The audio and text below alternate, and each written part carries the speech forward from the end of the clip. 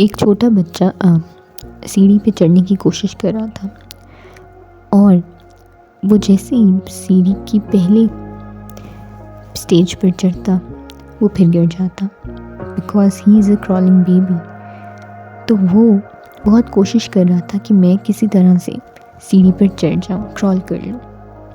वो फिर चढ़ता और फिर गिर जाता, बल्कि चढ़ने से पहले ही गिरता रहता। फिर फाइनली उसने अपने दोनों हाथ सीढ़ियों पर रख कर सीढ़ियों पर चढ़ना शुरू किया और वो गिरे बगैर सीढ़ियों पर चढ़ गया और वो क्रॉल करता करता ऊपर वाली मंजिल पर पहुंच गया। ये कहानी बहुत छोटी सी 1-2 साल या 1.5 साल के बच्चे की है जो कि क्रॉलिंग बेबी है। He is just a crawling baby, मगर उसकी कंसिस्टेंसी इतनी थी कि वो ना तो चल सकता था ना बोल सकता था, मगर उसने ये सोच लिया था अपने छोटे से दिमाग में कि मैंने जो है वो सीढ़ी पर चढ़ना है।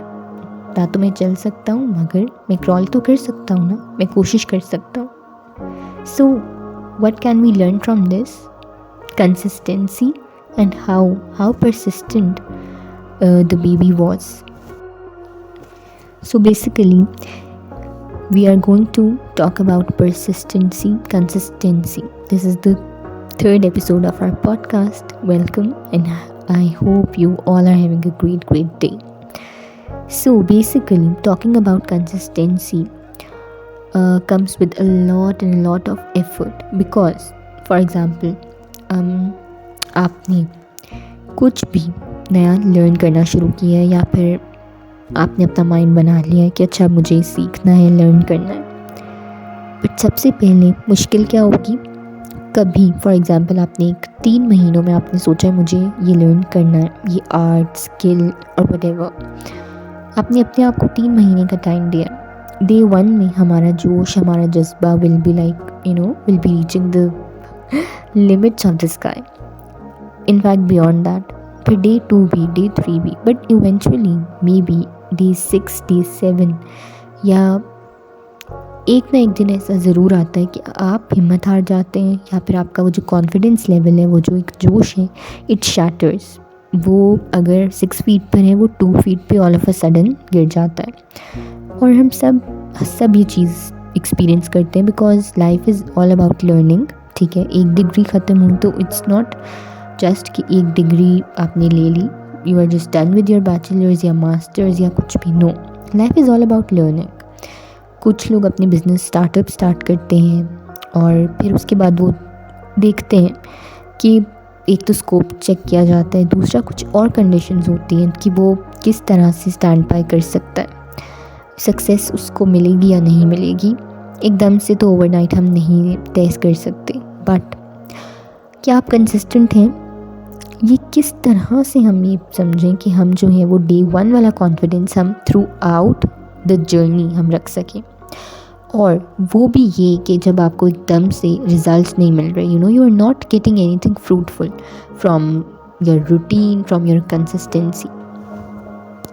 तो सबसे पहले इस चीज़ में हमें क्या करना चाहिए? सबसे पहले you have to make up your mind, you have to prepare yourself कि अगर फॉर एग्ज़ाम्पल मैंने एक बिज़नेस स्टार्ट किया है, मैंने कोई भी वेंचर स्टार्ट किया है, maybe you are going for a degree, you are going in any other country, आप एक न्यू लाइफ का स्टार्ट ले रहे हैं, तो सबसे पहले आपने एक अपने माइंड में एक चीज़ बिठा लेनी है कि I will just walk through every single obstacle of my journey. Because एक चीज़ होती है कि हम एक चीज़ को मांग लेते हैं, हमें वो मिल जाती है, बट उसके बाद की मुश्किलात के लिए हम तैयार नहीं होते। वाई? क्योंकि हमने शुरू में ही अपने माइंड को मेकअप नहीं किया होता।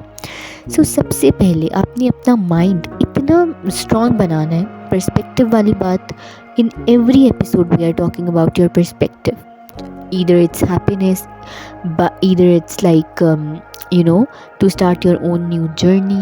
क्योंकि जब आप अपना माइंड मेकअप करेंगे तो उसमें आपने अपना एक angle, point of view, perspective set करना है कि एक मंजिल तक मैं पहुंच गई हूँ, बट अब इसके बाद की जो भी मुश्किलात हैं वो सब भी जो है मुझे उसके लिए प्रिपेयर होना है। फॉर एग्ज़ाम्पल अब आप जो है वो आपके बिज़नेस को, आपने एक बिज़नेस स्टार्ट किया है, may be it's an online brand और वट एवर, क्योंकि आजकल ऑनलाइन ब्रांड्स का, online it's the world is just going online, crazy online, because era जो है वो वही चल रहा है. सो बेसिकली फॉर एग्जाम्पल हम क्या दे रहे थे कि एक ऑनलाइन ब्रांड है, उसको 1 मंथ हुआ और कोई ऑर्डर नहीं मिला, जबकि उनकी मार्केटिंग भी अच्छी जा रही है. They are posting on Instagram, they are just trying to attract clients through website या जो भी, मगर उनको एक भी ऑर्डर नहीं आया. अब क्या वो बिज़नेस ख़त्म कर दें, या क्या वो कुछ और चीज़ की तरफ जाएं, या क्या वो चीज़ करें जो उनका शायद पैशन नहीं है. होता है ना एक ट्रेंडिंग चीज़ों में आने के लिए.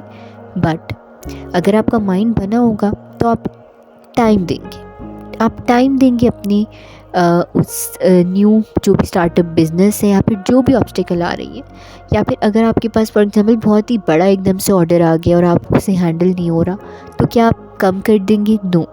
आपने हर मुश्किल के लिए सबसे पहले अपना माइंड मेकअप करना है, और माइंड मेकअप इस तरह से करना है that you should have a plan for good 3 to 4 to 5 years maximum, कि ये चीज़ें अगर मैंने ये करनी है यहाँ पहुँचने के लिए, तो मुझे इस सब चीज़ों से गुजरना पड़ेगा.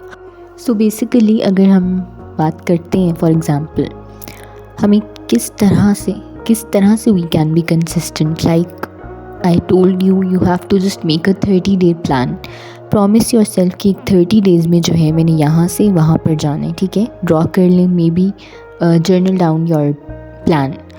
सबसे पहले you have to set your clear goals, कि कौन से ऐसे गोल्स हैं जो मुझे सेट करने हैं, मुझे मीट करने हैं इन द 30-day पीरियड. ठीक है, उसको जब आपको पता होगा आपका कोई भी गोल है, लाइक आपने कोई भी चीज़ स्टार्ट की है, maybe you have started you have started exercising or whatever I told you before, उसका सबसे पहले clear goal you have to set. जो भी हमने करना है, जो भी हमने जो है मैनेजेबल स्टेप्स लेने हैं. फॉर एग्जांपल 30 डेज़ हैं तो आप 10 डेज़ में डिवाइड कर सकते हैं. अपनी माइलस्टोन्स को थोड़ा सा ब्रेक डाउन स्ट्रक्चर दे सकते हैं, सो दैट आपको समझ में आ सके कि आपने स्टार्ट कहाँ से करना है.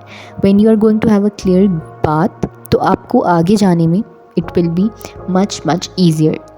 Then second step is you have to create a routine. एक 30 डे रूटीन हो जो कंसिस्टेंट हो. और ऑब्वियसली हम 30 डेज़ कंसिस्टेंट नहीं रह सकते, but what we can do is we can make a promise कि हम वो जो टास्क हमने लिया, जो भी हमने मैनेजेबल स्टेप्स फर्स्ट में लिए थे, हम उनको करेंगे ज़रूर. मे बी अगर आपने अपनी एक्सरसाइज आप कर रहे हैं, आपने पहले दिन उसको 2 घंटे दिए, द सेकेंड डे आप जो है वो 2 घंटे दे रहे हैं, बट थर्ड डे आपका आप जो है वो आप may be you just lose that interest and that enthusiasm जो आपका फर्स्ट और सेकेंड डे में था. तो आप उसको मे बी आप बिल्कुल छोड़े नहीं, आप उसको 1 घंटा कर लें अगर आप 2 घंटे कर रहे थे.